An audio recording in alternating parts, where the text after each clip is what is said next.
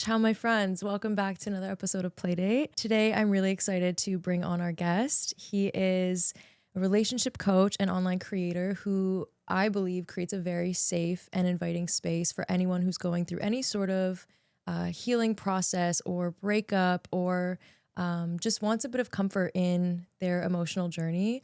So we're going to be talking a little bit about attachment styles, no contact strategies, emotional patterns, stuff like that. So yeah, I think one thing that sets him apart, aside from, his insight and depth, is that he creates a very warm and inviting space for people to feel seen and heard and understood. And that's something that obviously on Playdate I really value a lot. And that's why I think it was such a good guest to bring on, because I feel like it just aligns perfectly. So without further ado, I'm happy to announce Charlie to the podcast. Welcome. Thank you. Yes. I'm excited to be here. Yes. That was quite the introduction. Oh, thank you. It was amazing. Yeah. Thank you. No, I sincerely meant it. Like I said earlier, I have seen your stuff and I really do resonate with it. And I remember there was this one, I don't know if I'm just feeding my delusion sometimes. I'm like, he's right. Yeah, no, he's right. Like that is true. And I do, at the end of the day, I feel seen. And I think regardless if it's something I'm telling myself or not, as long as I feel good in that moment, I think it's all that matters. And you have brought me a lot of comfort and peace, I think, throughout this journey I'm currently on. So thank you. I'm glad. Yeah, no, thank you. As of course we just saw, I did do an introduction, but I do like to give the guest their own space to kind of introduce themselves and what they do. So if you care to add on to what I said, take it away. Thank you. Yeah. I guess, what I do could fit under the title of like relationship coach, breakup coach. But what I really like to consider it as is like lifestyle coaching, because going through something traumatic like a breakup, you're kind of reforming a new identity. You're trying to replace old patterns with new ones. And this is a time where structure really does help a lot of people. And, everything from mental patterns to emotional thoughts, all of that stuff, it kind of transcends just like a relationship or a breakup itself. And, a breakup is an opportunity to kind of become someone new while still maintaining the parts about you like the most. And it's kind of like transforming into a new lifestyle. And that's kind of how I like to view it. Yeah. And that transcends into things like not just emotional and mental health, but physical health too, which 100%. is kind of my latest passion as well. Okay. So we can definitely talk about that. I love too, that. yeah. Okay, that's beautiful. Well, obviously, as I was saying, and you've said, your platform kind of entails that emotional healing and relationships and anxiety, intimacy. What inspired you to create this page to begin with?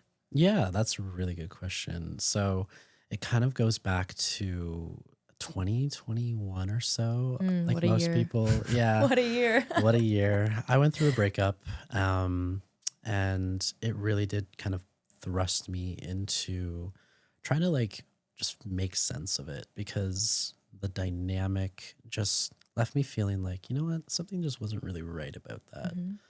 So immediately after that relationship, I kind of went into therapy because I realized I suck at no contact. I can't stop messaging this person. I feel like an anxious ball of mess. And so my therapist really did help me stay accountable, gave me sort of an outlet for someone to speak to, and helped me see maybe some of the ways in which I needed to do some work. And so when I first started posting on TikTok, it was just like a regular account. It wasn't even branded as Healing with Charlie. Yeah. It was just me talking about the things I was learning in therapy and sharing that through the lens of recovering from a breakup. And immediately it resonated with people, where, talking about rumination and anxiety and wanting to talk to this person and all of that stuff just immediately found traction. And so eventually I started to post under the name Healing with Charlie, because the whole idea was you would watch this content and heal with me as I went through this journey. And so that kind of just became what it is today, where, before it was like making TikToks about avoidance and anxious people with trending sounds, to now actually trying to help people navigate their breakups as well. And there's been some chapters where I was, helping people, coaching, then chapters where I took time off and wasn't making any content at all, just to like focus on myself as I navigated another heartbreak. And most recently, up until 2024, I kind of got back into it because it just kind of felt like a mission that's really important for me. Yeah. So that's kind of like the story and the progression of Nice. healing with Charlie over the last 3 or 4 years. Okay, very nice. And did you feel like when you first started posting, was there any sort of feeling of wanting to hold back due to what you thought people might think during this journey? Or were you just fully like, I'm going in, I don't care what people have to say or think? Or like, even for example, the ex-partner, like just thinking about what they might think about you posting and talking about certain things in the journey. Did that ever kind of hinder from you actually posting? Yeah, it definitely gave some nuance to how I approached posting content. But it also gave me an outlet to really get some of that grievance out there and find a community of people going through something similar where I wasn't alone. And so in a time where, especially for men, there's not really a space to talk about emotions and, feel all the feels. It helped me feel like, oh, there's common people that transcends any gender where they all are going through this. This is a universal experience. And so when it came to my approach, obviously I didn't go into like intimate details about what had happened between me and that person, but there were times where often it was framed through the lens of anxious and avoidant attachment patterns, which kind of helped separate me from that person and the instances that we both experienced together. So in some ways, it was part of the detachment process. And interestingly enough, there were a lot of people who loved the content, but then the healing space is really unique in itself, where at a time it was still kind of maybe foreign for a man to be talking about this stuff. Vulnerable. Yeah. And so sometimes there were strong reactions from all types of people who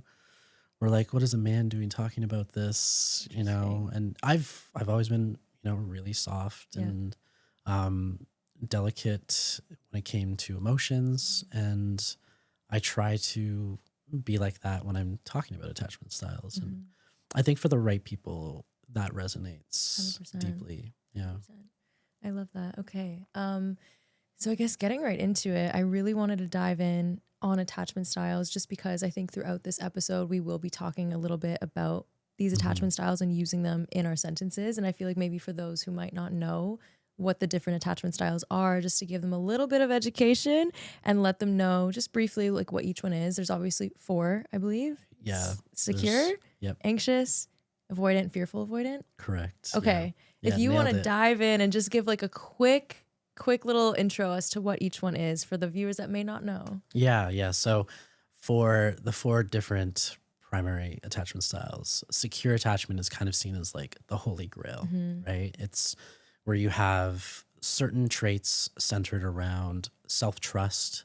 You understand that there are patterns in people, but you're willing to give them a benefit of the doubt. And you still have your own sources of security in life. You don't lean too far into a connection where you lose yourself, but you're not too far out where you're never fully invested, right?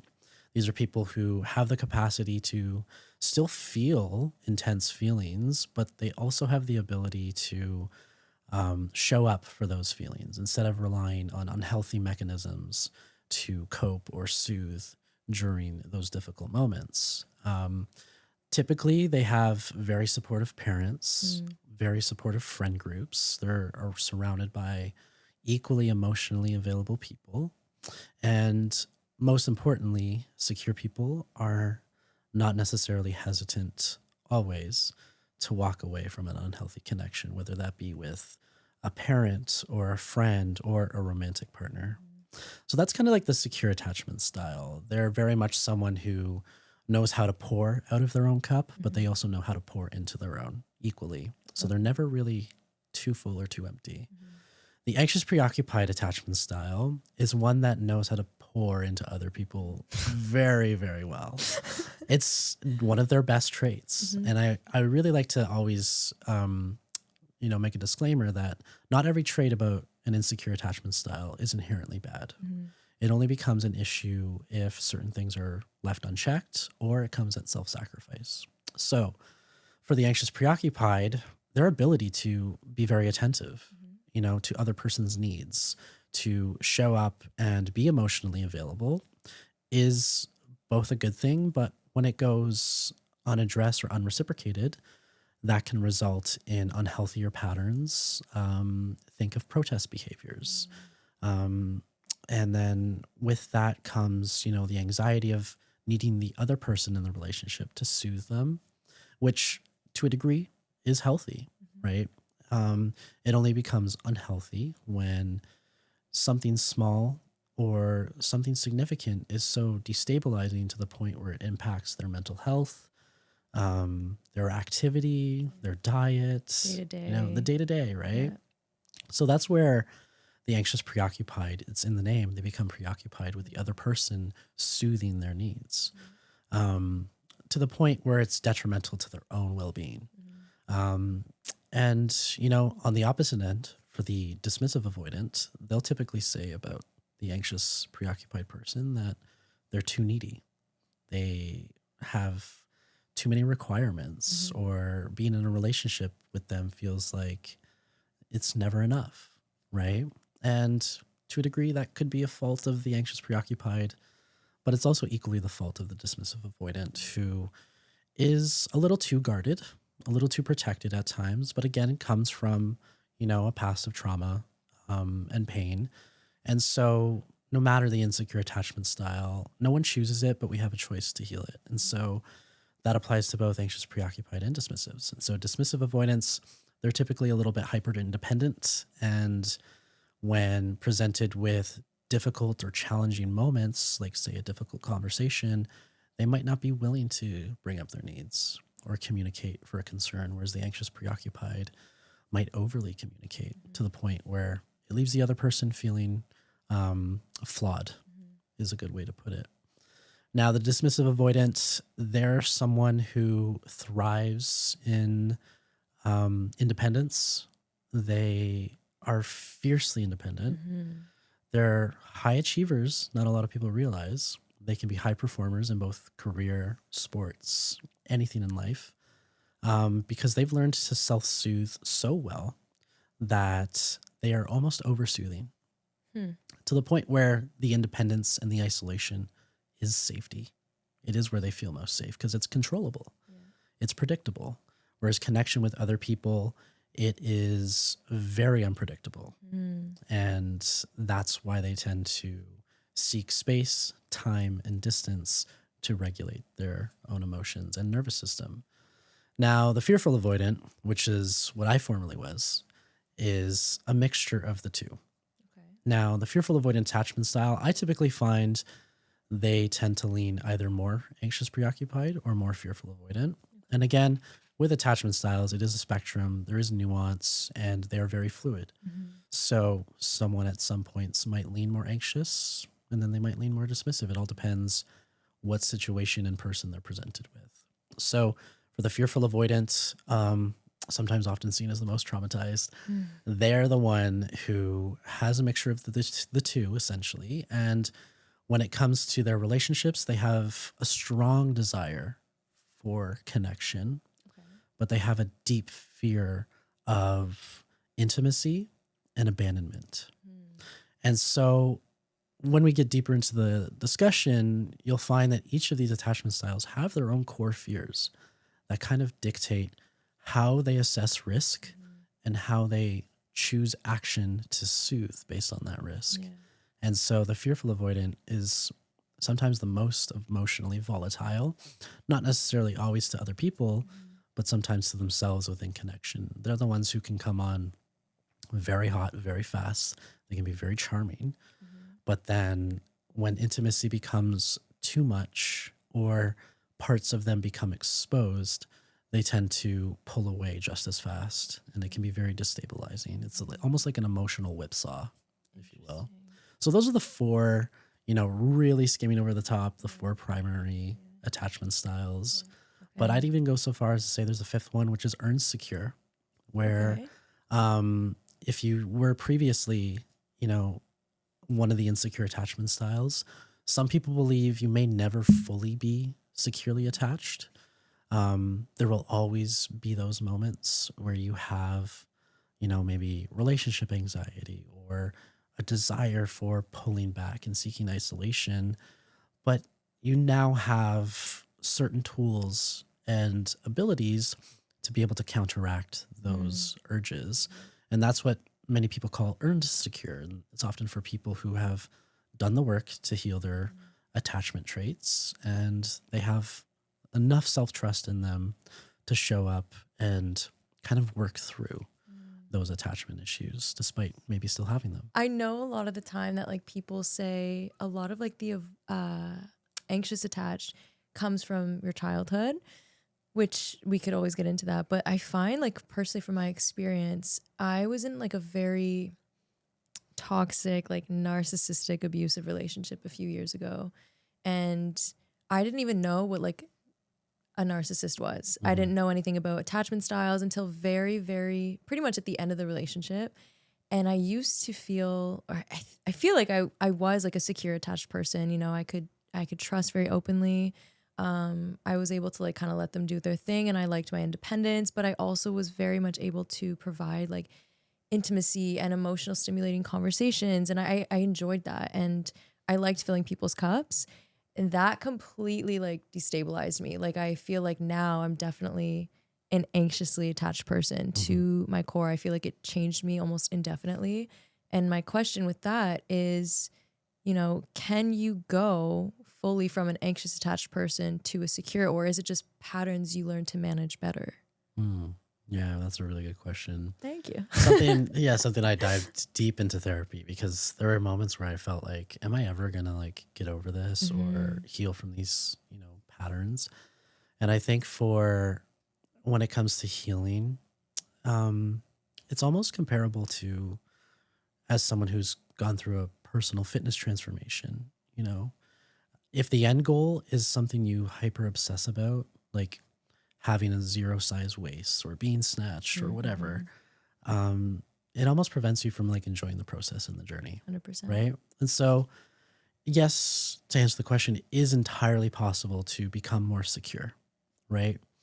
But I think with how a lot of attachment styles is presented online, they're almost like perfectly little boxes that people can fit into. Yeah. And I think it kind of almost becomes, a bit of a hindrance from people seeing like maybe some of the ways where they're securely attached already, right? Secure attachment doesn't just relate to romantic relationships. It can also apply to platonic relationships. Like if you have a strong, rich group of friends where you never feel anxious around them, then that means in that connection you feel secure, right? And so this is kind of what I mean by like the dynamic nature of attachment styles. It transcends just your romantic partners. It can be the relationship with your coworkers, with the convenience store owner, like yourself, right? Like if you feel safe in yourself, then that could be seen as secure, right? And so I think what most people need to start assessing is not just one relationship that they've had that has had the most impact on them, but all the relationships that comprise your attachment style.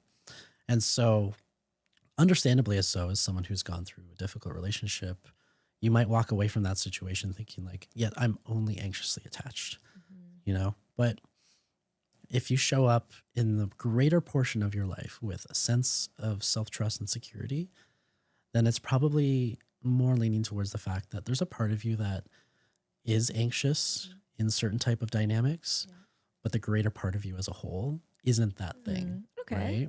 So it's a little bit more freeing. It's a little bit more liberating. A little bit better. Yeah. And so I think that's a much healthier way to look at these attachment styles than to see them as kind of like prescriptive boxes that are so rigid, Defined, yeah, yeah. and defined, right? When you kind of look at it with a little bit more nuance, you realize like, okay, maybe this part of me shows up as anxious. Yeah. And in looking at it through that lens, you realize, oh, I'm not an anxious attachment person. I have anxiously preoccupied traits in these types of Okay. relationships. Would you say that certain partners would perhaps bring those things out? Oh, And is definitely. that like a sign of maybe it's not a good dynamic? Like, for example, I feel like it's so common for anxiously attached partners to gravitate naturally more towards like avoidance. Hmm. And why is that? You know? Yeah, that's the textbook, relationship Yeah. dynamic. Certain people can bring out certain traits. Hmm. And I noticed that as a fearful avoidant who has both anxious and avoidant tendencies, if I date another dismissive avoidant who is not secure in themselves, I might start to feel anxiety.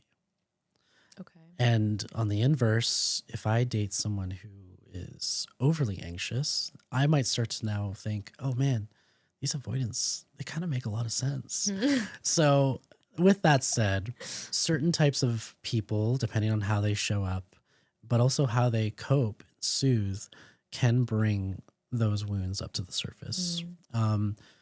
When it comes to the anxious avoidant relationship dynamic, sometimes called the anxious avoidant dance, where it's like push pull. Mhm. But what I like to call it is someone who is a regulator, and then Okay. the other person is the decider. So, as anxiously attached people, going back to how I said they're very attentive, they're very present, and they're very Mhm. attuned to their partners, this naturally makes it so that they are good at regulating the emotions of their partners for them. And Mm. so, because they have this capacity, something switches in them when they meet someone who's avoidant, where they say, oh, this person lacks in emotional regulation. I'm so available. I can actually help this person and Mm. provide value. Who would ever leave me because of that? So you think it's more of like like a conscious decision going into it? Sometimes it is very Interesting. conscious. Like, A lot of would you times it's consider unconscious. like the Yeah. God complex almost? Is that similar or is Um, that something a little different? there could be a God complex component, but I think really what it is these two insecure attachment styles, both in relationship and just in dating, Mm-hmm. are insecure, right? And so when you meet someone who just has certain traits, whether spoken or unspoken, it triggers something in you on not only an emotional level, but like a biological level. Like there is chemistry, science to back this up. And so when it comes to the anxious person who is so attentive and can read people really well, the avoidant is usually at a time where they desire connection more than their fear of intimacy prevents them from seeking that out. And so that's why avoidants typically start to entertain relationships. There's a part of them that kind of needs those unmet needs that they can't provide for themselves provided for by someone else. So it almost becomes like the perfect storm. Someone who can read your emotions, talk you through it, is now taking on the role of a regulator, emotionally speaking, that because the avoidant doesn't have to do that emotional regulation, it prevents a few things. It prevents them deepening the relationship to themselves. It also prevents them from, say, for example, if they're trying to regulate between deciding to leave or stay, they're not going through the emotional rationalizations that tell them, actually, this person brings a lot of value. I'm going to stay. And so they don't actually go through certain bonding that helps them see the value of why this person should be in their life. So it's easier to rationalize because the other person is doing the emotional stuff for them. And Mm-hmm. so it's these dynamics that kind of create the push pull. And Interesting. so, equally for anxious people to kind of heal not just their attachment style, but how they approach relationships, they sometimes have to come to terms with the fact that they know their person's struggling. They know they're trying to process something, but you can't be the one to do that for them. So you just don't even ask. You just step back and you provide for your own needs and say, okay, if they're going to figure this out, they have to figure it out on their own. And if in the end they still choose me, then that's their choice, not because of something I did for them.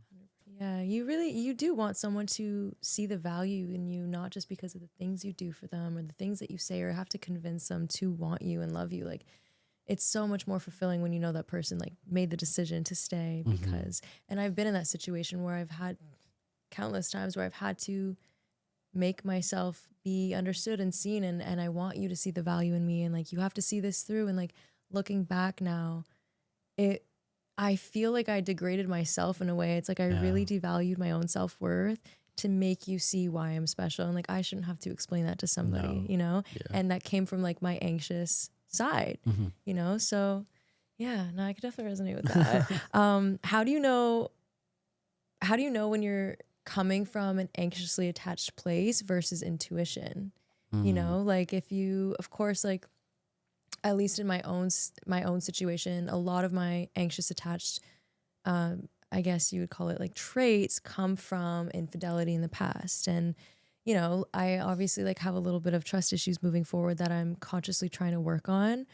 But coming from a place like in the moment when you're anxious, like, how do you know it's not intuition versus like just from, I guess, past trauma? Yeah. It's a hard one to navigate. It is very tough. And I've spent a long time kind of like ignoring my intuition, especially in relationships with avoidance. Yeah. The one thing I've learned, especially since getting back out there and dating in Toronto of all places. No, for real. Yeah, it's a wild one. It's a different place. Yeah. I've learned to trust my intuition a lot more from the very beginning because your body knows well before your brain catches up. And, you know, I often tried to like really reconcile, like, is it my attachment style or is it intuition? And then I just stopped and I was like, well, why don't I just trust both? You know? And can you explain how you do that? Yeah. Yeah. So with the intuition, a lot of that is just like a gut feeling that comes up. Yeah. You know, in the context of dating, if I get an impression from someone, I clock it. I don't necessarily act on it. Whereas the anxious attachment pattern would seek action to create safety. And so when they have that intuitive download, that's where they are then like, okay, this is what I'm going to do. I'm going to like strategize to make sure that doesn't happen. So intuition is there to protect you, to alert you to something. But then I think right after, that's where the attachment style kicks in and says, okay, what are we going to do about it? You know, what action are we going to take?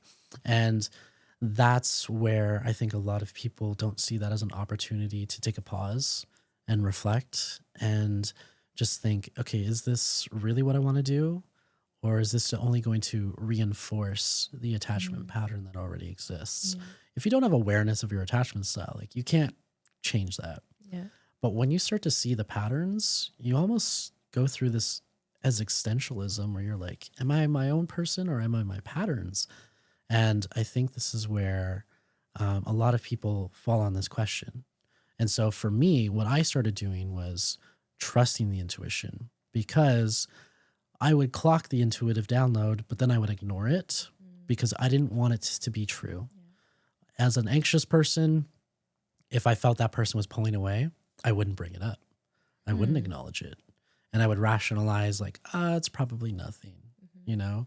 But for example, when you see someone flip their phone upside down so many times. Oh my gosh. And then it ends up being Take true. It to the bathroom. Yeah. It is a form ultimately of self-betrayal, right? Because in the end, you usually know that something's not right. Yeah. And then the truth comes to light. And then you almost feel like, why did I wait so long? And you broke your trust with yourself. Exactly, yeah. But I think moving forward, those are perfect opportunities to, I guess, help grow in the sense of, like you said, you can go from anxiously attached to secure. And I think in that situation, being able to trust your gut intuition and following that and making that conscious effort of now choosing something you normally wouldn't choose before, which would be your gut feeling. Yeah. Perfect opportunity for growth moving forward in relationships.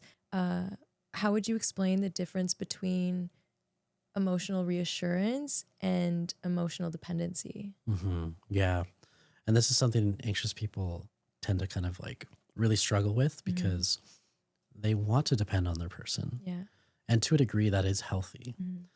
But when it becomes too much or it becomes obsessive, that's where it becomes almost like a codependent behavior, right? And so I think when it comes to emotional dependence, that's where you stand in your own truth, knowing whether or not that person, you know, reaches out and grabs that bid for connection, no matter how they choose to respond to it.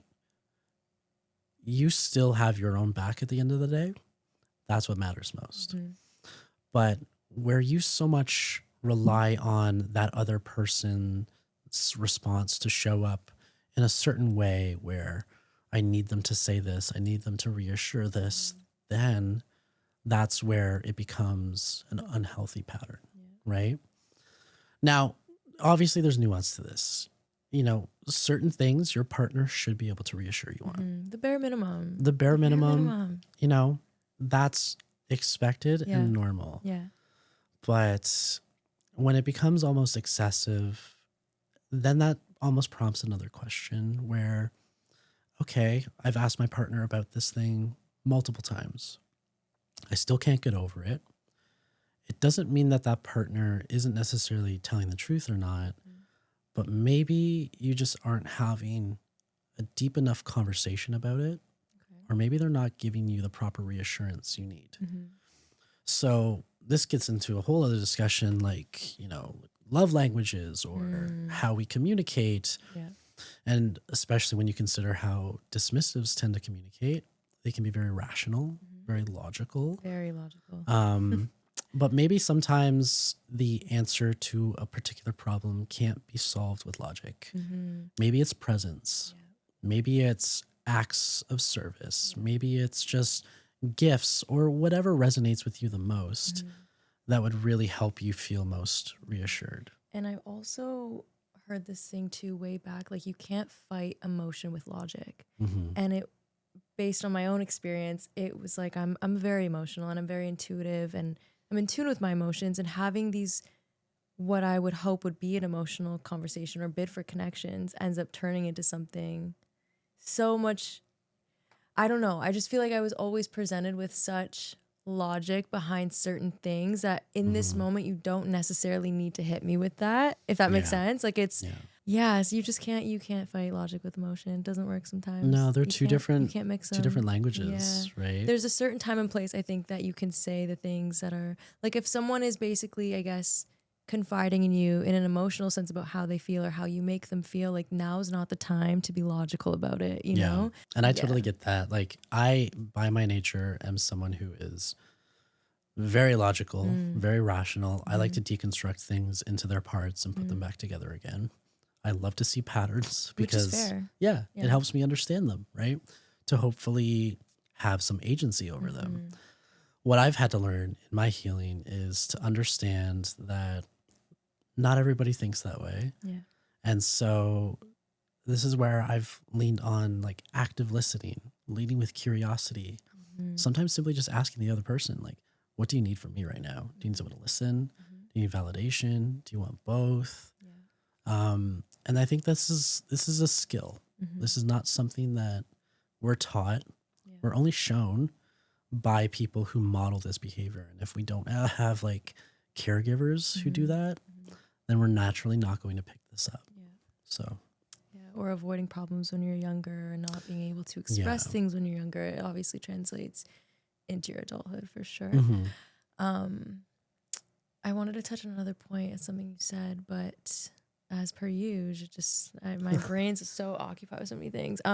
Random side note question, and I don't know why this came into my brain, but I have this couple friend, like two of my friends, they've been dating for almost 5 years now. If not, it's already been 5 years. And I was speaking with her not too long ago, and she was saying that she still feels like her and her partner are still in the honeymoon phase. And I think that's beautiful. Like, I think a lot of people obviously like desire that type of love where it just never dies. What is your take on the honeymoon phase? Like, do you think that it should always not always be there, but I guess like the components that create the honeymoon phase, like admiration and like, Mm-hmm. I guess, yeah, like the desire to be there for your partner in ways that they need, and making bids for connection and planning dates and making things still exciting. Should that be something that's like ongoing? Like, I mean, I would assume so, but yeah, honeymoon phase is interesting. Like, do you think it's normal for it to die out, or did they just kind of get lucky? What's the vibes? Maybe they're just a good match, but Yeah. honestly, when it comes to those behaviors, like, you know, being present, Mm-hmm. admiring your person, showing up with intention, Mm. planning and thoughtfulness, again, that's the bare minimum. Bare minimum, Yeah. guys, bare minimum. That's what's required to Yeah. foster and maintain a healthy Mm-hmm. relationship. Mm-hmm. So maybe they won the lottery. Yeah. Um, Must be nice. yeah, it's nice, but I think there's a part that you mentioned where it's an ongoing effort, Mm-hmm. right? Every relationship is going to have its For challenges, sure. For but sure. how you choose to navigate those as a couple will dictate whether or not it's going to succeed. If there's contempt, if there is resentment, if you're just like flinging dirt back and forth, Yeah. not a gonna healthy work. foundation, Yeah. right? But if you both learn from that Mm-hmm. and you can approach problems as us versus the issue rather than you versus me, Yeah. then you can actually make any type of relationship work. So there's like core principles about this. The Gottman Institute, for example, Yeah. they study this extensively. Yeah. My right? therapist actually, she uses that approach. So when I was doing therapy, like she was working with me Mhm. throughout all of that, or with I guess that approach, which is great. There's so many layers to it. Yeah. Sorry, but continue what you're saying. But yeah, in context to these friends, it sounds like they have healthy patterns. Mm. They have probably a rich life where they're not necessarily leaning into their relationship too much. You know, maybe they have third places, they've got friendships, they feel secure and stable in other areas in life. And they probably approach their relationship like a pizza. It's just one slice, you know? I love that. Yeah. I love that. So I wanted to get into the topic, and like, if obviously if there's anyone watching, just like trigger warning, I wanted to talk about narcissistic abuse a little bit. Is that the appropriate way? Like trigger warning? Yeah. I don't know. I want to go about it like in a kind way, but yeah. So I wanted to get into that a little bit, not only because like I feel like I could personally resonate with that, but just in general for people watching and have them feel heard. So I wanted to kind of dive into that. But for starters, what are the red flags and signs you look for? I feel like I know half these answers, honestly, but just for the viewer's sake, what are the red flags that you look for when it comes to dealing with a narcissist at the very early stages of dating? Yeah. This is something that I always pay attention Tea, to. juicy. So when it comes to someone who has narcissistic traits or could be clinically diagnosed as narcissistic personality disorder. And then again, there's another classification of the vulnerable narcissist, which is even more covert. These are people who almost try to approach dating as just something that they really need in that time, rather than it being something that's necessary for their long-term growth. So what do I mean by that? So what that technically plays out as, like, it can be very relatable. Someone will approach you and can be very charming, very charismatic. But then when you get into the deeper stuff, you start asking them about past relationships or, you know, past breakups. Typically, it's almost framed as if they were a victim. They may not necessarily, and trust me, with social media, they're getting smarter. Tell me about it. They're clocking the discussion. Yeah. But they're not necessarily always calling their exes crazy. They can tend to be very rational about it. So they might be able to rationalize why their partner was so emotionally unavailable and abusive without saying they were a victim. But Very smart. it Very almost smart. seems as though, oh, you poor thing, Mhm. like must have been such a difficult thing to go through. Yeah. And immediately you are less defensive around them. Yeah. Sympathetic. You're sympathetic, your walls come down. Now, this isn't the case for somebody who's genuinely gone through domestic abuse and violence. You'll find those people tend to be very humble. Mm-hmm. They're very kind and considerate. But then when it comes to like narcissists, they might not have consideration for your time. Mm-hmm. They might be late to the date, and it becomes like a chronic thing. If there's a lot of chaos in their life, but it's never presented as though they're the problem, they're more so just the end result, then that's usually a dead giveaway. They tend to be dramatic people, Yeah. I find as well. Like there's no sense of peace that surrounds them. Every aspect of their life is typically chaotic, and they really try to downplay, and this is the key thing, they downplay the shame that can inherently come from that. They don't like to be seen as weak or emotionally vulnerable unless they've learned that that's part of their strategy. Which is crazy. Oh my God. Yeah. Yeah. And that So leans into crazy. like, vulnerable narcissists. And interestingly enough, many of these people work in fields like charity, nonprofit organizations. And you would think like, it takes a good, kind-hearted soul. Not always. Yeah. Sometimes these are people who are the loudest at the protest. Love bombing is another huge Love one. I bombing could is get massive. into that. Yeah. That's Yeah. another massive one.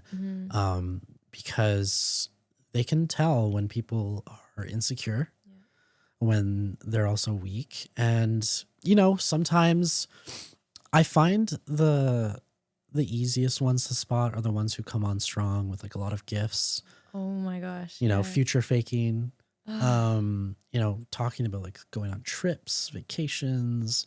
Let me buy you some red bottoms. But when you lack, a certain thing in your life, they're more likely to use that as a strategy to get you to attach to them. So if you lack stability and emotional connection, a healthy person knows that it's going to take time to get there. But somebody who has an unhealthy concept of relationship will almost want to speed run. Because they need you more than you need them. 100%. Yeah. Want the validation. Exactly. Always. Yeah. No, and in the previous relationship, not my recent one, but the one with a narcissist, it was crazy. Like the things that I endured at the beginning, again, I had no idea what narcissism was. Like I really was clueless.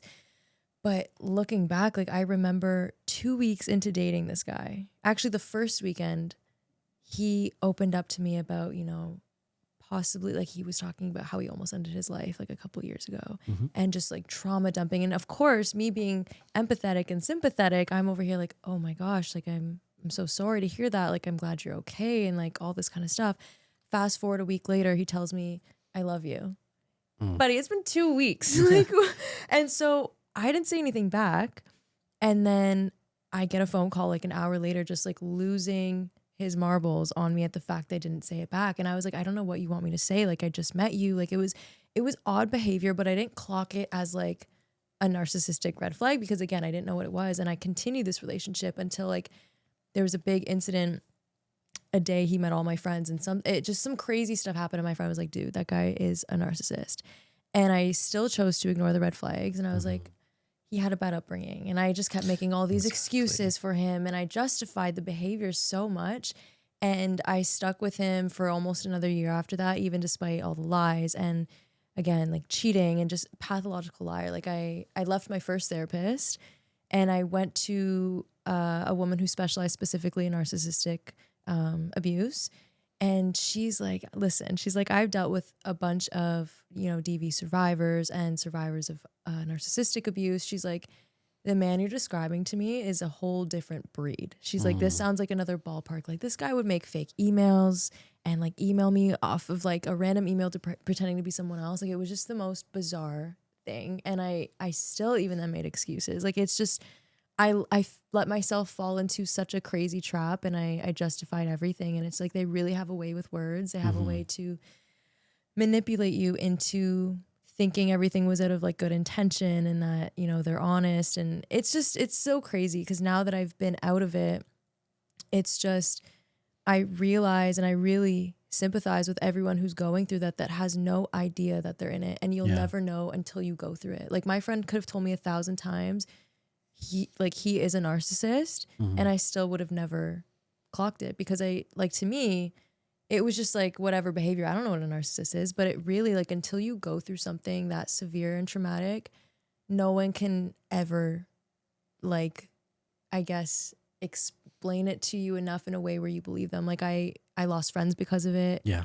And I was isolated because of it. And even in my last relationship, you know, very wonderful human being. I have no bad things to say about him. He was kind and loving, but I unfortunately let those things trickle into my new relationship when he didn't deserve a lot of what happened, like my trust issues and my insecurities and need for reassurance.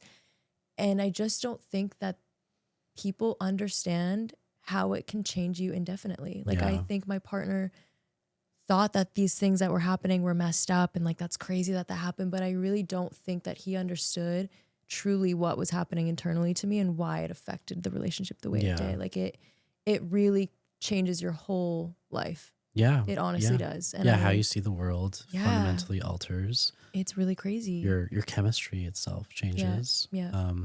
Kind of reminds me of the saying, don't bleed on those who didn't cut you. You know, but sometimes it's hard, difficult to know when you're ready to go into a relationship after something like that, because on one hand, a healthy relationship can heal you, but you never know when you're fully ready for a relationship and if the person you choose to pursue is healthy or not, right? Yeah. So it's always a risk coming out of a relationship dynamic like that. Yeah, it really is. It takes time. And I think, you know, from that relationship moving into my next one, again, this is all about trusting your intuition and your gut. Like, I knew deep down I wasn't ready, but the person I had this connection with, it was so beautiful, like, genuinely. And again, I have nothing bad to say. Like, it was a great relationship. I just let those things get in the way. And I know, had I taken more time to work on myself and trusted my gut, it could have been something beautiful. But I, unfortunately, like, I let a lot of those insecurities like trickle down throughout it. But the beginning was very healthy. It was like, I felt like this person was healing me. You know, he did all the things that I needed him to make me feel secure. And, you know, he was patient, but yeah, it really can mess with you. Okay. I guess going from that, how does narcissistic abuse actually rewire someone's sense of reality? That's a really, really big field of study in itself. Yeah. I know we could do a whole episode, honestly, just on narcissism. I could go in on this for hours. I did so much, not to cut you off. Sorry. I did so much research. I was so like intrigued after what had happened that I was like, I gotta look up every article, every podcast, everything possible to know what narcissism is. Like, it's just such a fascinating, interesting topic. It really is. There's so much to it, so many layers. Anyways, yeah, crazy. Yeah. I could go on about for hours. So maybe I'll have to bring you back and we'll have to do another one. We'll do a special episode. You know, it really is the result of extreme fatigue and gaslighting, right? Yeah. In that relationship. And when you come out of it, you start to unpack a lot, but then there's still that emotional attachment to this person. There's still those nostalgia pulls that make you think, well, there were a lot of good moments. There was a lot of, you know, trauma to explain why he was so wounded, that it helps you like literally gaslight yourself. You know, you see them as a better person because you've experienced it. But when you continue to tell yourself it was all part of the act, then you're actually able to reprogram that. It's very hard to come to accept that, though, that it was an act. Yeah. It's actually mind blowing, honestly. And then there's the trauma bond on top of it. It's like you go from one day, like you're being gaslit, to the next being so loved and so favored and so complimented. It's such a crazy like you said before, like a dance. Yeah. It's like a pull and push. Yeah. It's that cycle of intermittent positive reassurance that keeps you destabilized and dysregulated, where he could, well, I don't want to just say he, but in your context, he could have only been the one to soothe you, to reassure you, to help you achieve clarity. Yeah. He, for all intents and purposes, creates a dynamic that leaves you second guessing, and you would only naturally become anxious in that dynamic. Yeah, that's exactly what happened. Right? Yeah. And so the incessant gaslighting, making you question your own reality, making you think that what you're feeling isn't real or never happened, really kind of creates this dynamic where they become teacher and you become student. And so you then start to lean on them for guidance, for clarity, for reassurance.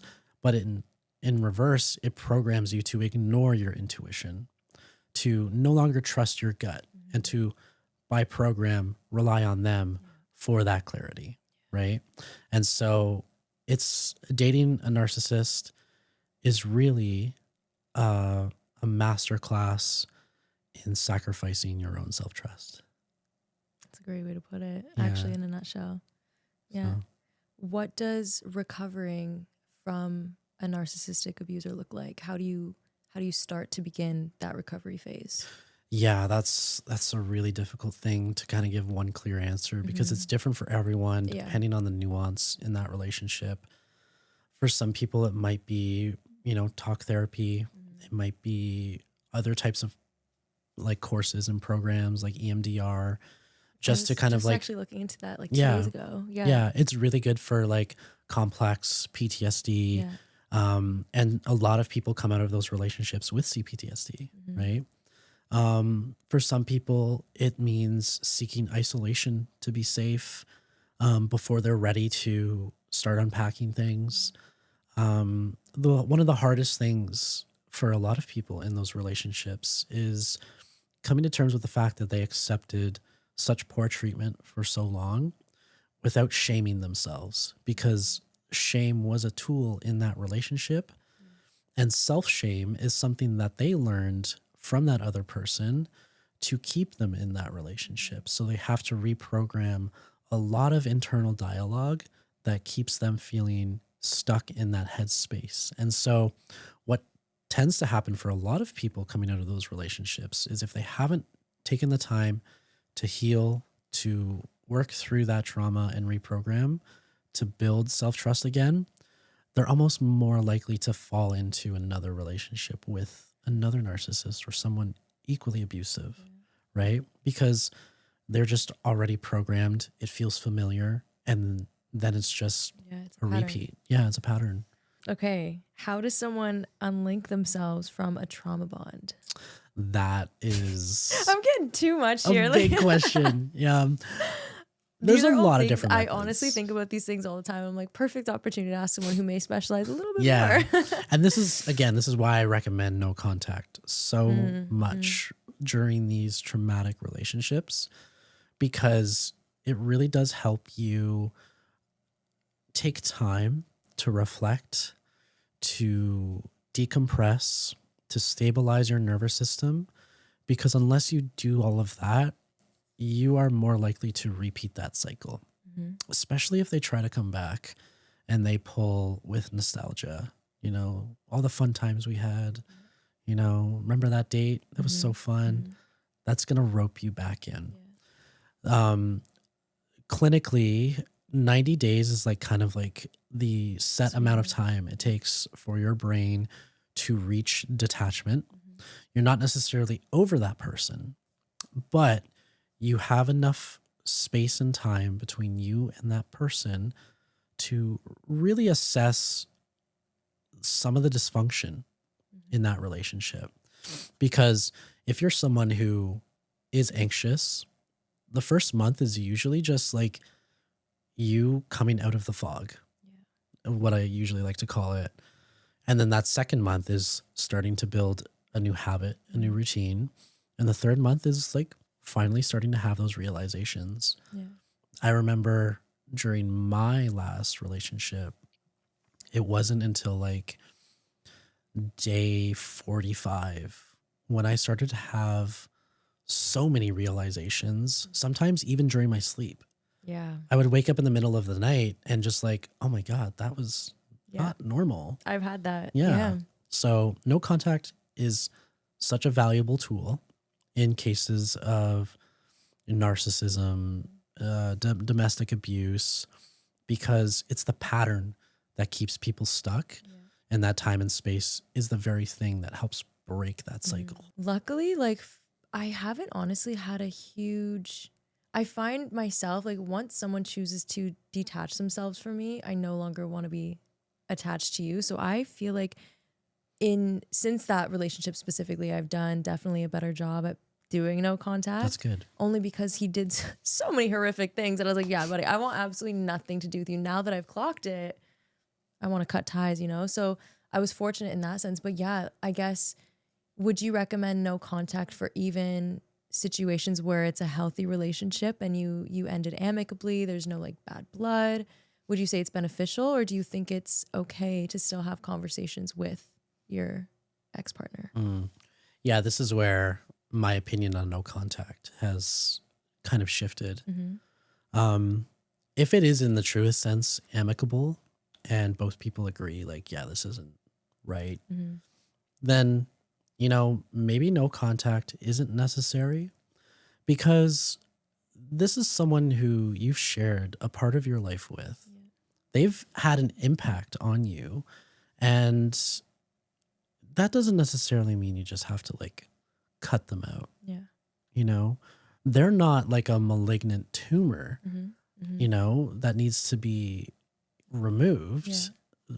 And they're probably more beneficial to still have in your life in some capacity on good terms. Does that mean you're still meeting up and going on dates? Probably not. Yeah. But it doesn't necessarily mean that you're telling this person, you are either in my life in this capacity or not at all, right? And I think this is a more mature approach, and something that I do a lot in my work with people. They'll ask me, does this make sense to go no contact? And if the relationship is good, if people aren't struggling to move on and detach, and there's no like unhealthy cycles at play, then it's just a regular, jugular breakup at the end of the day. You know, it's just learn to move on, detach, accept that you're going to miss each other.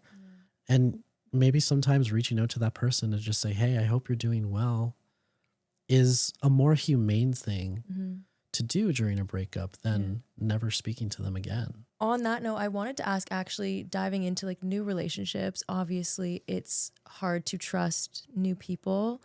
How do you know when it's time to bring something like that up, like a history of that, or not even just about, you know, an abusive relationship, but just in general, like let's say no one's had that type of experience in general, like a timeline, or is it a feeling of when you feel like you can actually start opening up to somebody, you know? Because I'm in this fine line for me, for example, where it's like a part of me is learning to balance opening up and being vulnerable because that's who I am, but also learning when to do that, because I feel like not everyone deserves access to that part of you so soon and so early on. Is there like a certain feeling you get, or is it a timeline, or is it just the vibe? Like, I don't know. Like, yeah. When do you bring the deeper stuff up? Yeah, I like that, because this is something that I've started doing and getting back out there as well for myself. I think in the past, when I was like very, you know, insecurely attached, I would have wanted to like open up about things right away, you know, to kind of share with this person that like I've been through so much and yet I'm still here, because I just wanted to be seen. But I wanted the validation from someone else, really, at the end of the day, right? And so when I stopped seeking out that validation from other people, I started to realize that my emotional depth and my vulnerability is my currency. And that's something that has to be earned through time, reciprocation, and consistency. Absolutely. So those are the key things that I kind of like use to decide when I'm willing to share those parts of myself. Because again, you know, being vulnerable with someone there's always that inherent risk that it could be used against you. One day you bring up a concern and they're suddenly bringing up that thing you shared with them weeks prior. It's Crazy. unrelated, Yeah. and they're using it to defend themselves because they feel targeted, right? And that doesn't feel good when you were sharing that in confidence, in vulnerability. And so that has kind of shown me like not everybody deserves it. They will show you whether or not they deserve it by modeling the type of behavior that resonates the most with you. And so to kind of answer the question, for me, it is like a vibe thing, but it is also a time thing. Not too soon. Better later than never. But only if that person's shown you consistency and reciprocation. Safe space. Yeah, exactly. Getting into like more of the modern dating, since we're kind of on that topic, and emotional unavailability. Okay, this is something I've struggled with in the past. And I think moving forward, I would love to just, not do this. And honestly, I think my last partner I was with, it took me a long time, not a long time, but I let myself take it easy, take it slow, and enjoy the process, like you've said. But how does one stop themselves from becoming enamored? Oof. That's a crazy one. Yeah, this is something that I struggled with. Yeah. Because I think we're just very loving people, Charlie. I know. We like to see the best in people. Yeah, but also I'm an Aquarius, and so I love a good fantasy. Yeah, my ex is an Aquarius. Yeah. Ooh. Oh, sorry to hear that. But I love a good feeling of being enamored with someone. It's funny because I was recently talking to a friend about like, dating, and she's a Cancer and she just knows how to really read people. And so she's like, Charlie, it sounds a lot like you just want to be enamored with your person. As I'm going out and dating, and I'm like, yeah, this person's like, they're nice on paper, but like, I'm just not feeling the oof, And so she's like, yeah, you need someone who enamors you. And I was like, yeah, you're right. Like, is that a good or bad thing though? That's what I'm trying to figure out now. But I think, with being enamored by someone, what I really think it is it's not necessarily that you're enamored with that person, but you're excited by the energy they bring out of you. And when you realize in those types of relationships, it's almost like you're kind of like love drunk, for lack of a better term. Yeah, 100%. When you sober up, you realize, oh, it was just me all along that I was enamored with. I loved that feeling with them because they helped me feel alive. Yeah. But I can still be that alive anytime I want. Genuinely, there's people that you meet who can pull it out of you much more than others can.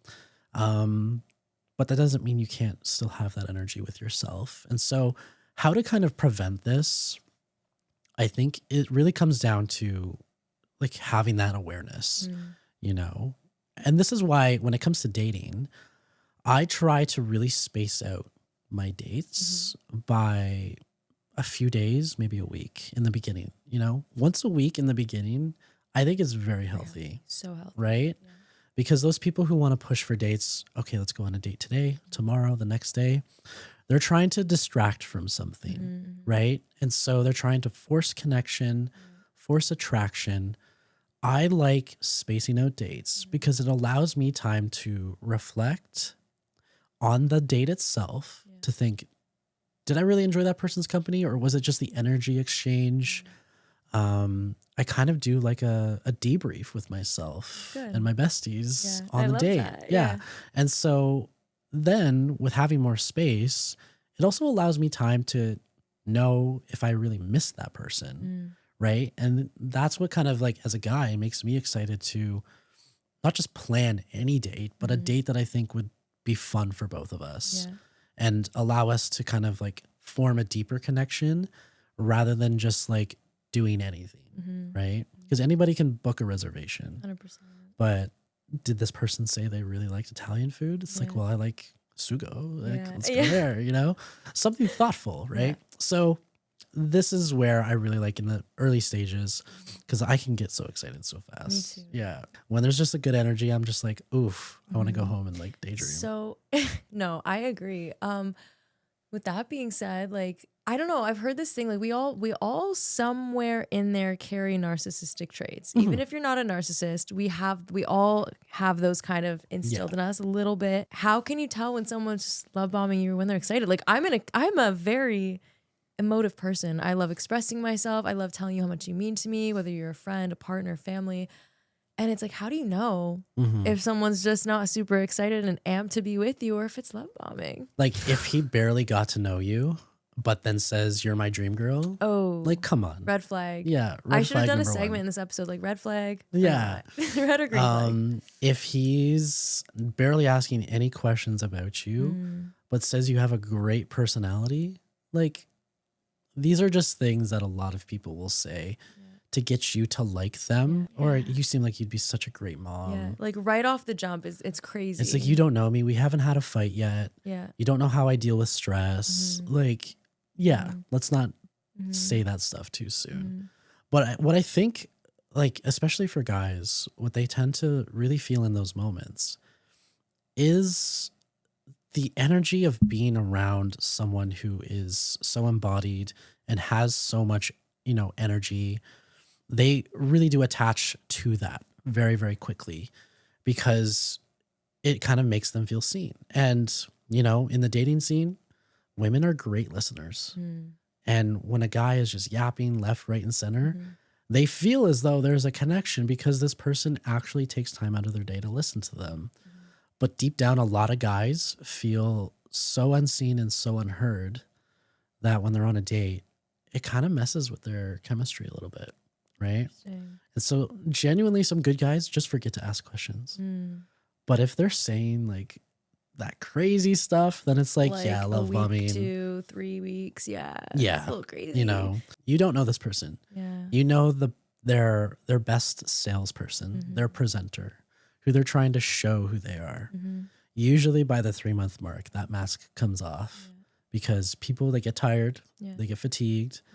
This And is- you truly know whether or not they're showing up from a place of regulated self Yeah. or if they've just been trying to put in extra energy to attract you. Mhm. Right. And this is where the true work lies. Yeah. This is where the upkeep begins, my friends. Like this Yeah. is where the work really starts. When you start to see like the flaws in people and see that maybe you are having disagreements, it's like, are you willing to stay through that? Like, am I your person to that extent where you want to work through the hard times? Or is it now you can tell this is not your person. This is not how I do conflict. This is not how I resolve conflict. Like Yeah. it's you'll know by that point, I would assume. Yeah. Yeah. And that's kind of happened to me somewhat recently, I went through a situation, realized we had drastically different communication styles when it came to conflict. Yeah.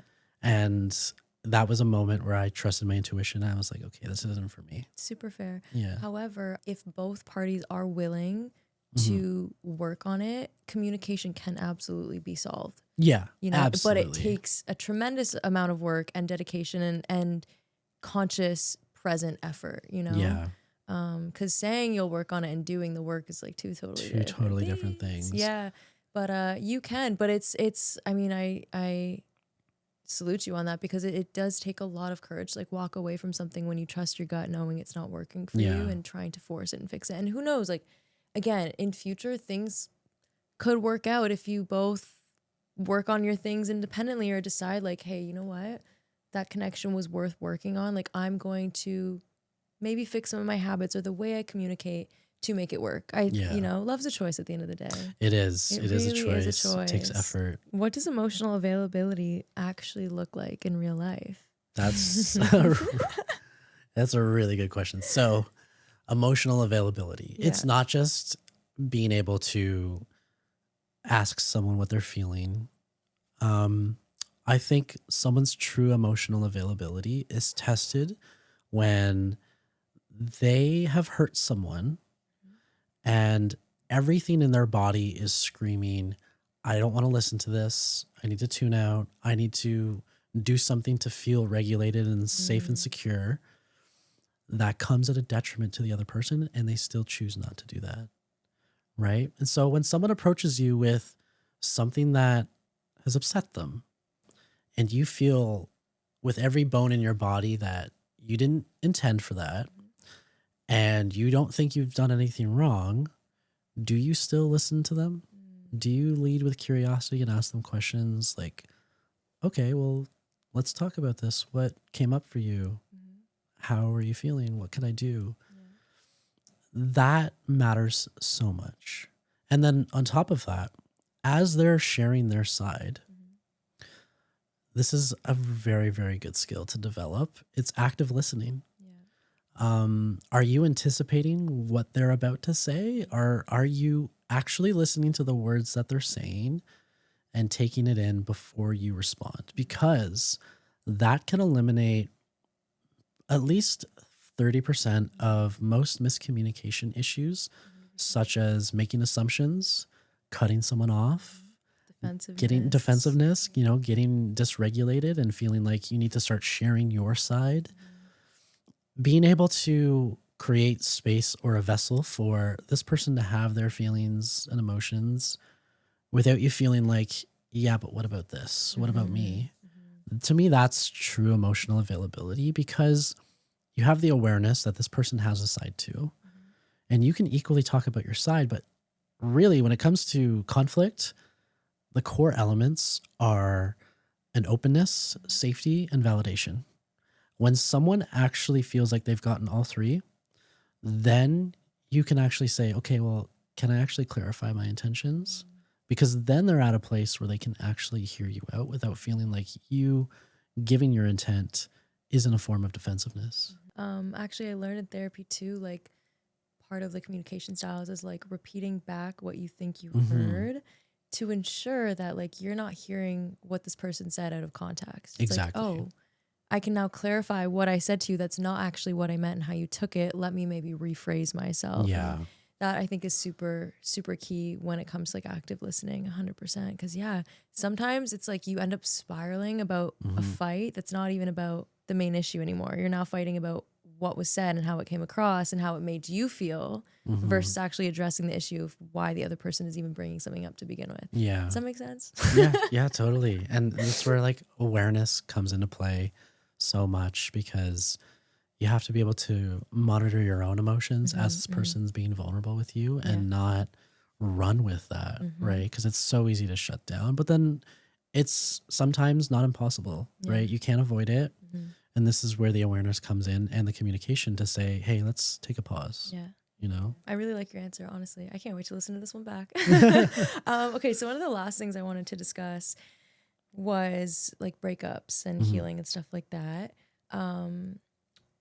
Why is it the big question, and this is one that my friends and I talk about all the time, about how, you know, women, not even necessarily women, but maybe, no, I'd say it's women. Let's own it. I think we tend to feel the emotions first, very upfront. It's like you face the emotions, you try and deal with the trauma and the healing right off the get. There's no like distractions. It's you really just focus on yourself. You cry, you feel everything, versus a lot of men tend to withdraw, choose not to feel it, choose to ignore the emotions. And then let's say around like the 3-month mark on average, they start to feel it. Can you describe, I don't know how much you can go in depth with it, but like, can you describe maybe, I don't know, the science behind that or the freaking like psychology behind that? Like, do you know why that is? I'm very curious. Yeah, that's a whole episode in itself. Yeah, we're gonna have to bring you back for a third episode. But you know, there's a lot of like elements to this. It's sociological, it is biological, and then also just like how we've been shaped as people in society based on our genders, right? Would you say like what I'm asking, is that something that's like a common thing? Oh, for sure. Okay. Yeah, Okay. yeah, totally. Okay. And so a lot of women, when they're on the receiving end of a breakup, they have community. And so they're surrounded by friends who are going to show up for them. And that actually helps processing happen so much faster, right? But that's part of the social construct that has helped shape the modern woman, right?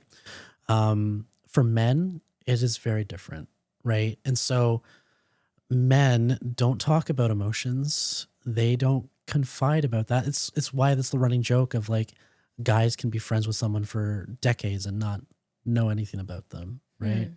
Interesting. And Yeah. it's because men prioritize other things. Now, I do like to think that like men are changing. They are becoming more emotionally intelligent, more going into therapy, and they're feeling a lot sooner. But Hmm. yeah, let's We celebrate love to them. see it. Yeah. But traditionally speaking, society shapes men to be avoidant. Mm. You look at the highest levels of the corporate ladder, dominated by avoidance. The Mhm. highest achieving men, avoidant. Yeah. Women, society shapes them to be anxious, but it's not seen as anxious. It's being attuned. Mm. It's being emotionally available, I being like that. present for their partners. Yeah. And so they have that natural capacity through social constructs that helps them feel emotions more openly and freely. However, the men will typically shut down during those breakups because they have stronger abilities to numb, Mm. to self regulate in a way where they almost emotionally distract. And 100%. so, what ends up happening is when those distractions or coping mechanisms no longer have the same level of neurological impact, they start to come around to their past person who was their emotional regulator and see if they can relieve them of their vulnerability in that moment. And that's why by the 3 month mark, they typically come back because they're starting to feel the yearning. They're starting to feel that person's absence. And so I want to say that this is applicable to all men, but for me personally, I've never had a breakup where I didn't have a week where I just like didn't go outside and just felt awful and cried. I think everyone could probably attest to that, honestly. Yeah. Most people, I would assume. I don't know. Yeah. And I think there's a lot more men who are willing to admit this now. Mhm. Um, especially as like the whole, construct of gender ideology is kind of unraveling. But like I know a lot of men who, when they go through a breakup, they feel it all, and I work with them. I think And that's very healthy, though. it is totally healthy. Yeah. And I've seen those men go on and move on and achieve great things. Like even for example, my last breakup, at the end of that relationship, I was 210 pounds because Mm. in that relationship, there was dysfunction and certain needs of mine were unmet emotionally. My body knew it before my brain did. And so during that breakup, I had already been in therapy and knowing the stuff was fine, but I still needed something to help me build that self trust again. Mhm. Because I realized at that time I had body dysmorphia. And so through using food as a coping strategy to numb my emotions in that relationship, I realized, okay, if I want to get back to myself, I have to create a new self again.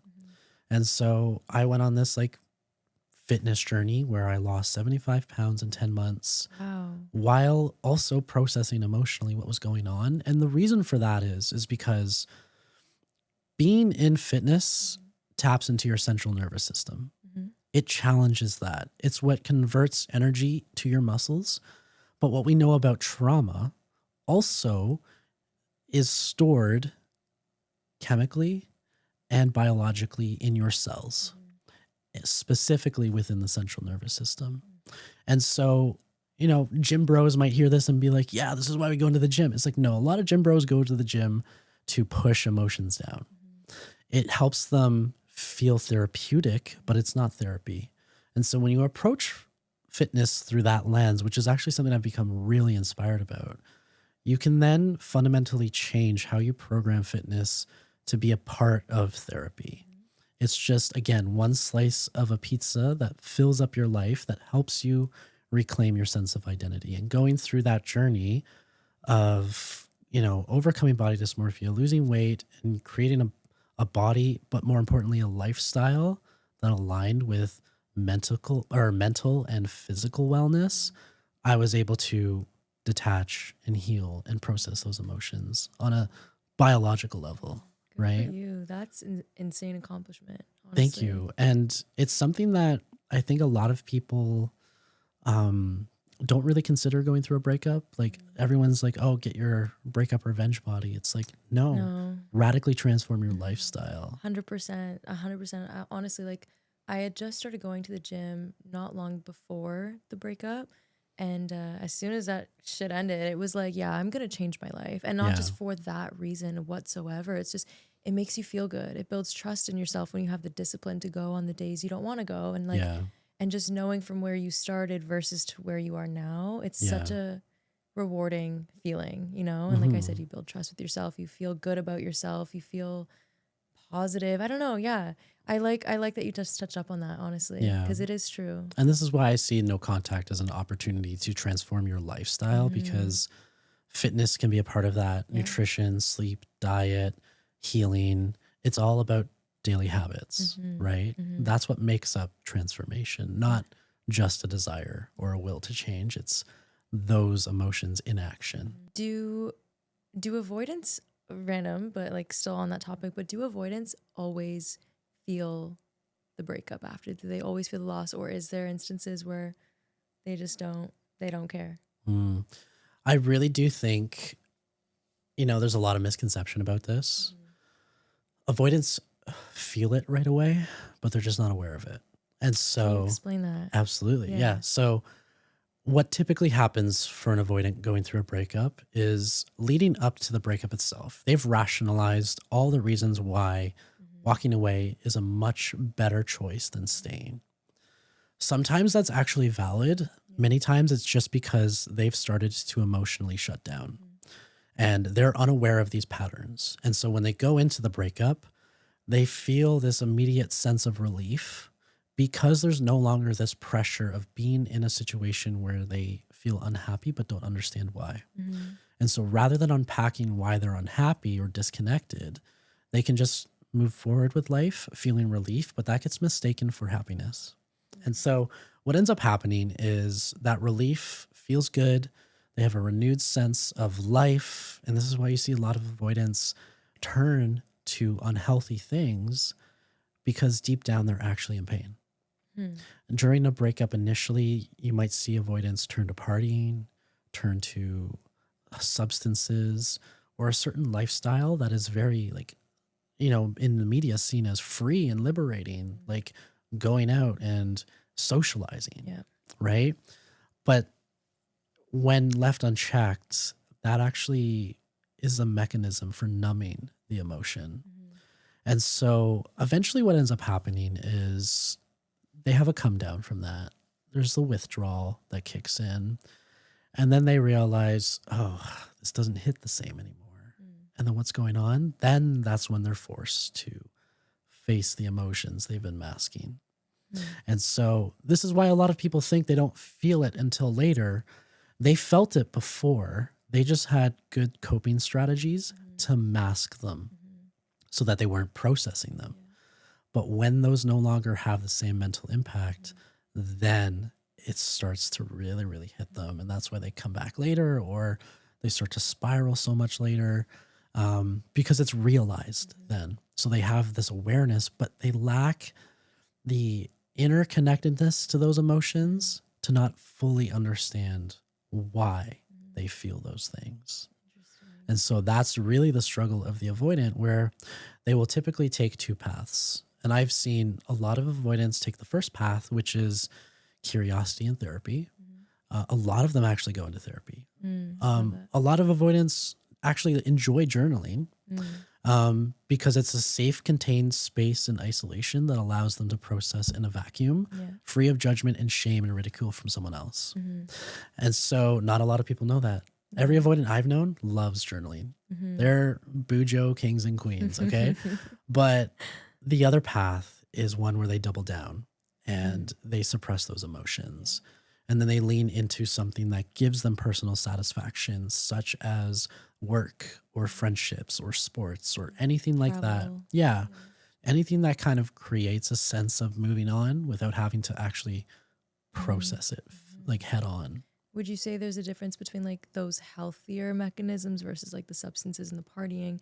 Like, for example, because for me, like going to the gym, being with my friends, like I do those things to help me heal, not necessarily to distract myself, but there are people that do that to distract themselves and go traveling, go hang out with friends. Is there a difference between the two? Does that make sense? Yeah. And I think really it comes down to the presence someone has. Like a lot of times when I was going through that breakup, when I was in the gym, I was processing that breakup in the relationship during those workouts. Me too, yeah. The times I hated the most were in between my sets. I see the TikToks all the time. The guys are Yeah, exactly. Yeah. down bad. Yeah. But it's normal and it's healthy because it's forcing you to sit in that present moment and face it rather than stuff it down and ignore it. Yeah. But a lot of it comes down to your inner self-talk about how you process it. And so that's where the benefit of therapy comes in, right? Those people who then maybe lean on unhealthier strategies that kind of distract aren't having that dialogue. They're having the feelings, but they're just like, I don't want to think about that. Yeah, they're not addressing it. Yeah, they're just simply not addressing it. Yeah. So I think, intention. Intention, yeah, exactly. Okay. And, the fitness is a good aspect of it because sometimes whether or not you want to, being physically active taps into your central nervous system, as I've said, and it forces that out of you. Yeah. It's why so many people I've seen mid-workout will start crying. There really is such a crazy impact that like going to the gym does to you, honestly, during those workouts. Yeah. And I love that you touched up on like the physical aspect of things.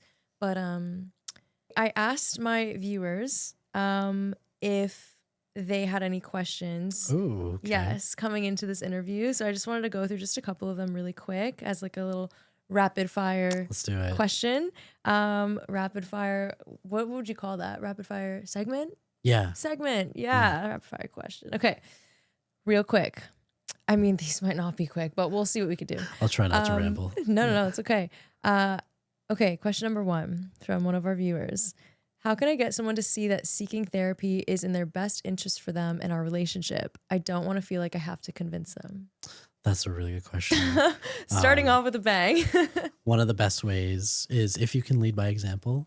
If you yourself are in therapy and you can, share resources on how it's improved your life and your outlook, it's almost a great way to get them to see the value of it. Additionally, it's another great way to show that it gives that other person a source or an outlet to vent without judgment and shame so that that doesn't bleed into the relationship and cause unnecessary problems. And ultimately, it's a really effective tool at bringing people closer. Yeah. Okay. Love that. Okay. Question number 2. How do you build trust again after your ex cheated on you with your best friend? Oh, yeah, that's a tough. really brutal one. I'm sorry. Unfortunately, building trust during a situation like that is never easy. Again, it comes from being there for yourself, reflecting on that breakup, acknowledging any signs you may have ignored, and knowing that you won't ignore those moving forward. That doesn't mean you're necessarily on the lookout for them, but if you see them, you respect them.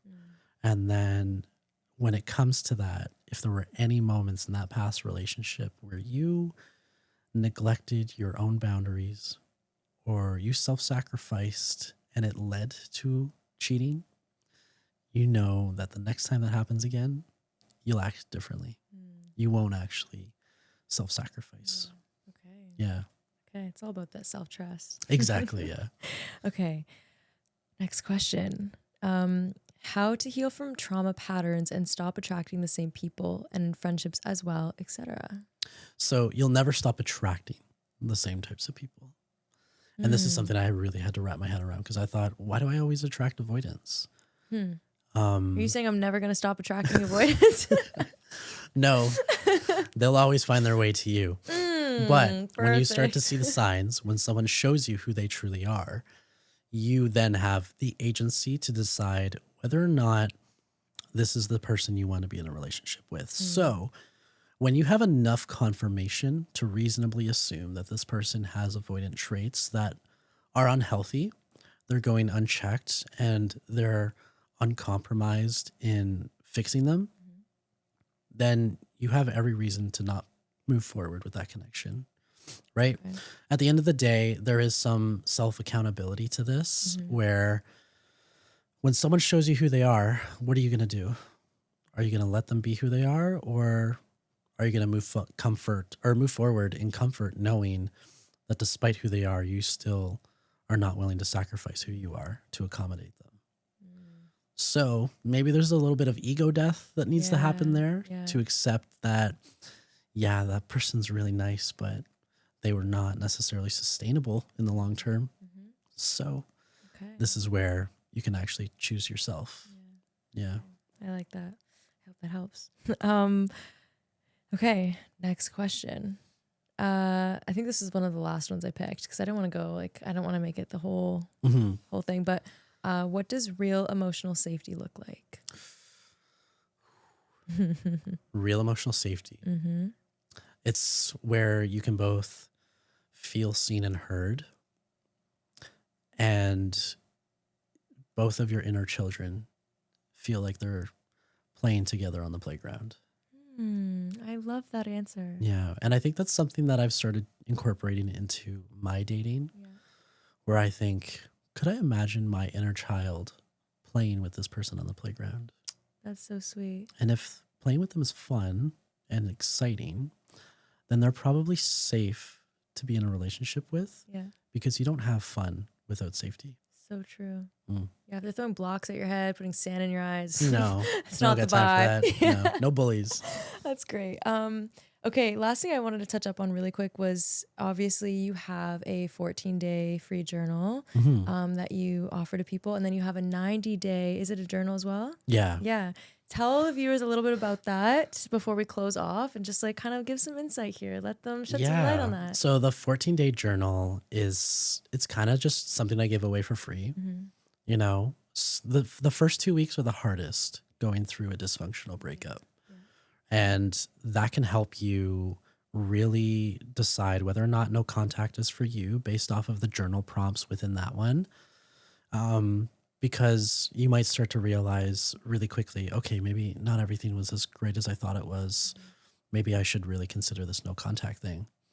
And then the 90-day journal is really just there to help guide you through the first 90 days of no contact, those 3 months, because you're going to have days where you feel great and days where you feel like absolute hell. And there are intentional journal prompts that take you through that journey, because in the first few weeks, you're not necessarily thinking about your next partner and the traits that they want or the traits that they have, right? That's something much later on in the growth journey. And so I've intentionally designed journal prompts to help guide you through basically the different stages of grief and recovery throughout those 90 days. So that hopefully, whether or not your ex comes back in those first 90 days, you'll have a certain level of awareness of what worked in the relationship, what didn't, and what you need to feel embodied in your next relationship. So that's kind of like the primary function of that. Just so you guys know. Okay, so the last thing I like to ask every guest after every episode is said and done is, throughout all of the hardships in life and the moments of, adversity, the ups and downs, the setbacks, what is the biggest life lesson that you carry with you today? Something you can enlighten the audience with. Yeah. It's a fully loaded question. I like to preface that. So if you need a second to think about it, take your time. I mean, we've spoken about this already. And for me, in the last year of getting back out there and similar to you, realizing that there's still some things I carried from my last relationship, it's to really trust your intuition when you're first getting to know people, right? Sometimes your intuition is just telling you something isn't right, even if that person in front of you seems like perfect, right? They could be showing up in a certain way, but if something just feels off, then it probably is. Now, sometimes that might just be your attachment style at play, but that's the whole point of dating. It's really a journey in self-discovery. And trusting your intuition is the fastest way to really figure that out. So that's my biggest takeaway from the last year. I love that. Yeah. I love that. I could definitely resonate with that, and I will be taking that moving forward. With that being said, though, thank you so much for taking the time to come here today and talk about all of these diverse range of topics. Obviously, if we had more time, we would get into a lot more of them very in depth, but I'll bring you back and then we'll have our own discussion about it. But thank you for taking the time and, you know, shedding light on some of the things that we discussed. And hopefully there's some viewers who feel like they resonated and took something away. I know I did. I feel like this was very therapeutic for me just to sit here and listen to you speak. So thank you for joining. Yeah, and thank you for having me. I was so excited when you reached out. It was a pleasure. It was a pleasure. Yeah, I hope a lot of people get value from today's discussion. I think they will. Honestly, like you always attract what you are. And I think me having you on the show, people who follow the show are probably into the same things or have the same mindset as I would assume me bringing these people on, you know? So I think there will be people for sure who will resonate and who will take something away. Absolutely. So you don't have to worry about that. That's great. But yeah, this is a friendly reminder to anyone watching that, you know, dealing with trauma and healing from relationships, it's not going to be easy. And it's a journey. It's a process. You know, there's a lot of ups and downs and it's difficult, but taking the time to sit with it and learn from it and understand it is the best thing I think you can do. So just learn to be content with where you're at and be patient with yourself. Give yourself grace because breakups, friendship breakups, trauma, like none of that is easy to go through. So take your time. Take it easy. Anyways, guys, that was my little, I don't even know, my tangent. Thank you, Charlie. Thank you to the viewers. And if you're looking to help heal through your trauma and you know, go through your breakup, tune in to Healing with Charlie on all his platforms. And it's pretty much it. We will see you guys next week for the next episode. And I hope you enjoy the rest of your day. Ciao.